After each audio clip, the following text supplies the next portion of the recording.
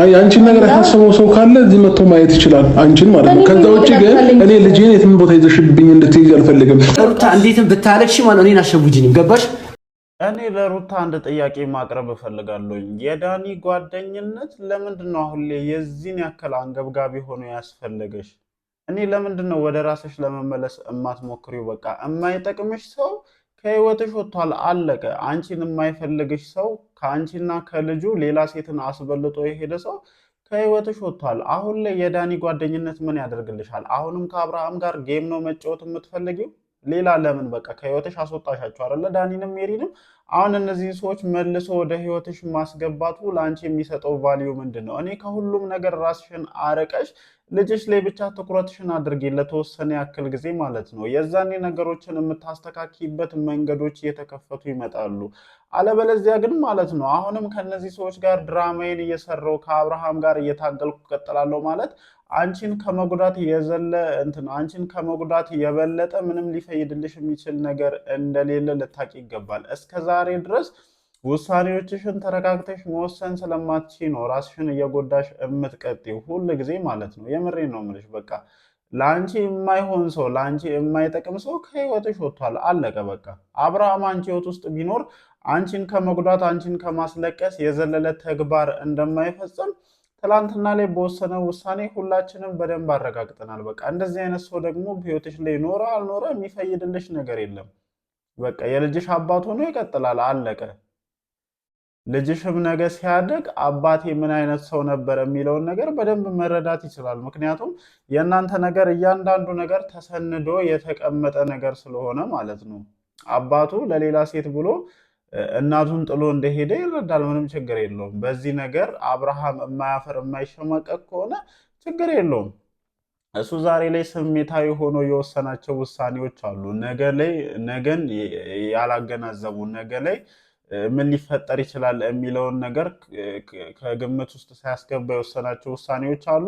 ነገ ላይ በዚህ ጉዳይ ደግሞ መቀጣት ያለበትን ያክል ይቀጣል። የዘራናትን ነገር ማጨድ ስላለብን ማለት ነው። እያንዳንዳችሁ በዚህ ጉዳይ ላይ ያደረጋችኋትን ነገር መልሳችሁ እንትን ትላላችሁ። ግን አንቺ አይበቃሽም ወይ ነው? እኔ አሁን ለሩታ እግዚአብሔርን ለምን አይበቃሽም?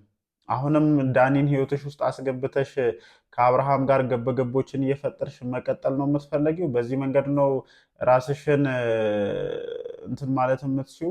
ራስሽን ማጠንከር፣ ራስሽን ማበረታትና ነገሮችን ማስተካከል የምትችው በእንደዚህ አይነት መንገድ ነው?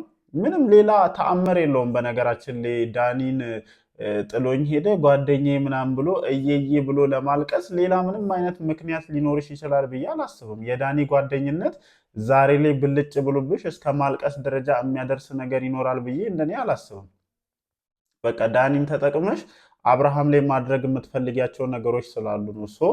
አንቺ ለምንድን ነው አሁን ላይ ራስሽን ከአብርሃም በላይ አውርደሽ ለማሳየት የምትሞክሪው? በቃ አለቀ። ቆፍጠን ብለሽ እግዚአብሔር ይመስገን በቃ የዋህነትሽን አይቶ እግዚአብሔር በልጅ ኩሶሻል አይደለ? ያንን ነገር እንትን እንደማለት አንቺ ጭራሽ ዳኒን በድጋሚ ወደ ህይወትሽ አስገብተሽ ከአብርሃም ጋር ግብግቦችን መፍጠር ነው አላማሽ። እኔ ደግሞ ይህንን መንገድ አልደግፈውም በየትኛውም አይነት ሁኔታ ማለት ነው። ምክንያቱም ከእንደዚህ አይነት ነገሮች አንቺ ስታተርፊ ተመልክቼ አላውቅም። ሁል ጊዜ ስትጎጂ እንጂ በእንደዚህ አይነት ነገሮች የምሬ ነው የምልሽ። ይሄ አንቺ አሁን እንደዚህ የምታደርጊያቸው ነገሮች ለአብርሽ ደስታ ነው የሚሰጡት፣ ለሄርሜላ ደስታ ነው የሚሰጡት። ምክንያቱም አንቺ እንዲሆነሽ ተጎርተሽ ነው ማየት የሚፈልጉት። አንቺ ጠንክረሽ ልጅሽን በአግባቡ ይዘሽ ስትንቀሳቀሽ ማየትን አይፈልጉም። በቃ ሁሌ ከነሱ ጋር እየታገልሽ እንድትቀጥ የሚፈልጉ አይነት ሰዎች ናቸው እና ያንን ለምን እኔ እድሉንም በሩንም ከፍተሽ እንደምትሰጫቸው አላቅም። ከዛ ውጪ ደግሞ በሄርሜላ ቻናል የተለቀቀ ቪዲዮ ነበረ። ኧረ የሩታ ቤተሰቦች ፍቱ በቃ እግዚአብሔርን መታችሁ የማይመስል ነገር አታውሩ እንዴ! ምን ማለት ነው? አሁን ተመልሶ ይመጣል ከሩታ ጋር ይሆናል ምናምን። ለዚህ ልጅ ስሜት አታስቡም? አትጨነቁም እንዴ? ምንም ቢሆን ሴት ልጅ ናት፣ ክብር አላት እኮ በቃ ክብሯን የሚያስደፍር ነገር አታደርጉ እየሄዳችሁ። ሄርሜላን ሄዶ ማናገር የሚያስችል ሞራሉም ብቃቱም የላችሁም እናንተ። ከሄርሜላ ጋር ኮሚኒኬት የማድረግ መብቱ ራሱ የላችሁም። በቃ አለቀ። ለምንድን ነው ልጅቷን የምታስደፍሯት? ለምንድን ነው ሌላ ስም እንዲሰጣት የምታደርጉት? ጭራሽ የማይመስልና የማይሆን ነገር ነው። ልጅቷ በዚህ ልክ እየተጎዳች በዚህ ልክ በአደባባይ አልፈልግሽም እኔ የማፈቅረው ሄርሜላን ነው ብሎ የሄደ አብርሃም ምን ማለት ነው? ተመልሶ ይመጣል ምናምን። አንዳንድ ጊዜ ግን እግዚአብሔር በቃ አለ አይደለ? አንዳንድ ጊዜ የማይሆኑ ነገሮች አይሆኑም እኮ ነው። እኔ ቀን ተናግሬያለሁ። ወንድ ልጅ ማግኘት በጀመረ ሰዓት ነው የወንድ ልጅ ትልቁ ጠላቱ ማግኘት ነው። እግዚአብሔርን ቤቱን እንዲያፈርስ ብዙ ወንዶችን ቼክ ማድረግ ትችላላችሁ። ብዙ ትዳሮች የሚበተኑት በተለይ ማለት ነው ሴት ልጅ በቃ ማጣትን መቋቋም ሲያቅታት ነው ጥላ ልትሄድ የምትችለው። ወንድ ልጅ ደግሞ ማግኘቱን መቋቋም ሲያቅተው ነው ቤቱን የሚያፈርሰው። አብርሃም ማግኘቱን መቋቋም አልቻለም። በቃ እንደ ሰው ልጅ ሁሉም ነገር አማረው፣ ሁሉም ነገር አስፈለገውና ቤቱን በተነ። በቃ አለቀ። ነገ ደግሞ ከሄርሜላ ጋር ያለውን ግንኙነት ሊበትን የማይችልበት ምንም አይነት ምክንያት የለም። ምክንያቱም ይሄ አንዱ ማሳያ ነው። በቃ ከሄርሜላ የተሻለች ሴት ስትመጣ ደግሞ ከሄርሜላ ጋር የጀመረውን ግንኙነት ትቶ ይሄዳል። በቃ ትልቁ ጠላቱ ማግኘቱ ነው። ይሰለቸዋል። አዲስ ነገር መቅመስ ይፈልጋል። አሁን አዲስ ነገር መቅመስ ፈልጎ ነው። ምን የተለየ ነገር አገኘ? አሁን ከሩታ የተለየ ነገር እሷ ጋር ምንድን ነው ያገኘው? የብሬን እኮ ነው የምላችሁና እኔ እንጃ አላቅም። ብቻ ግን አንዳንድ ጊዜ የምናደርጋቸው ነገሮች በጣም አስበን ማድረግ ካልቻለን ዛሬን ብቻ የምንመለከት ዛሬን ብቻ የምናይ ከሆነ ነገ ላይ መልሰው ዋጋ ያስከፍሉናል። እና አብርሃም የምሬን ነው የምልህ አሁን ነገ ልጅ ይህን ነገር ሲያይ እናቱን በምን አይነት አግባብ ጥለሃት እንደሄድክ ሲመለከት ምን አይነት ፊሊንግ ይሰማዋል? ሁሌ ልጅህ በአንተ ተግባር፣ በአንተ ውሳኔ፣ በአንተ ድርጊት የሚሸማቀቅበትን አይነት ነገር ነው በኮንፊደንስ በቪዲዮ መተህ እያደረክ ያለው እና እኔ አላቅም። ብቻ በጣም ያሳዝናል። ለማንኛውም ግን ወደ ሩታ ጉዳይ ልመለስ። ሩታ ፍቺ፣ በቃ ፍቺ። እግዚአብሔርን እንደዚህ አይነት ነገር ይቅርብሽ።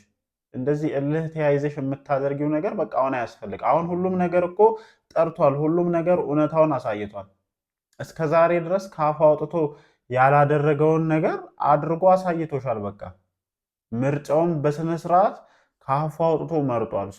ከዚህ በኋላ ይሄንን ሰው መልሳለሁ ወይም ደግሞ ይሄንን ሰው እጎዳለሁ ብለሽ የምትሄጂው መንገድ ራስሽን ነው መልሶ ሊያጠፋሽ የሚችለው፣ ራስሽን ነው ነጥብ ሊያስጥልሽ የሚችለው። ስለዚህ አሁን ዳኒን ወደ ህይወት ያስገብቼ የማይሆን አይነት መንገድ ይሄዳለሁ ብለሽ ይሄ የምታለቃቅሽውን ነገር ማቆም አለብሽ። እርግጠኛ ስለሆንኩ ነው በነገራችን ላይ የዳኒን ጓደኝነት ፈልገሽ እንዳልሆነ ሁላችንም እናውቃለን። ሙሉ ኮመንት ሴክሽኑ ደግሞ ባኖብሻል። በቃ ምን ፈለገሽ እያለቀስሽ እንደነበር፣ ምን ፈለገሽ ዳኒን በድጋሚ ማምጣት እንደፈለግሽ። ዳኒ እኮ ማንነቱን አሳይቶሻል ቢገባሽ ማለት ነው። ምክንያቱም አንቺ እንደዛ ስላደረግሽ ብቻ አንቺን ለመጉዳት ብሎ ሄዶ ቀለበት ካላሰራችሁ ያለ ጀግና ሰውዬ እኮ ነው። እና እነዚህ ሰዎች እኔ ብቻ አጠገብሽ ሲሆኑ እኔ ደስ አይለኝም። ይቅርታ አድርጉልኝ፣ ለምን እንደሆነ አላውቅም። ግን ሜሪም ዳኒም ከሩታ አጠገብ ሲሆኑ ደስ አይለኝም። ምክንያቱም እስከዛሬ ድረስ ካየናቸው ነገሮች አንጻር እሷን የማይሆኑ ጣጣዎችና ጦሶች ውስጥ ከመክተት የዘለለ ተረጋግታ ህይወቷን እንድታስተካከል ተረጋግታ ይሄ የማይጠቅማትን ሰውዬ ረስታ ልጇን ማሳደግ እንዳለባት ሲጥሩ ተመልክተን አናውቅምና እነዚህ ሰዎች ይጠቅሟታል ብዬ ስለማላስብ ይህንን ነገር እያልኩ ያሉት። አንቺ ግን በጣም አጋነንሽው። እግዚአብሔርን ዳኒ ተጣላኝ፣ ዳኒ እንትን አለኝ ብለሽ እሱ ራሱ አጋነን። ማልቀስ ማለቃቀስ፣ ኧረ ቲዝ ቢግ ሼም። ለማንኛውም ግን ቀደም ያልኩት የምሬን ነው። የሩታ ቤተሰቦች ፍቱ፣ በቃ ፍቱ። የሩታ አክስት እባክዎትን ይረፉ። እንዴ ምንድን ነው እያደረጉ ያሉት? ጭራሽ አሁንም ድረስ ተስፋ አይቆርጡም። እንዲ ኧረ ተው። ለማንኛውም እናንተስ ምን ሀሳብ አላችሁ? እንደተለመዱ ሀሳባችሁን ኮመንት ሴክሽን ላይ ማስፈራችሁን አትርሱ። እወዳችኋለሁ። ይመቻችሁ።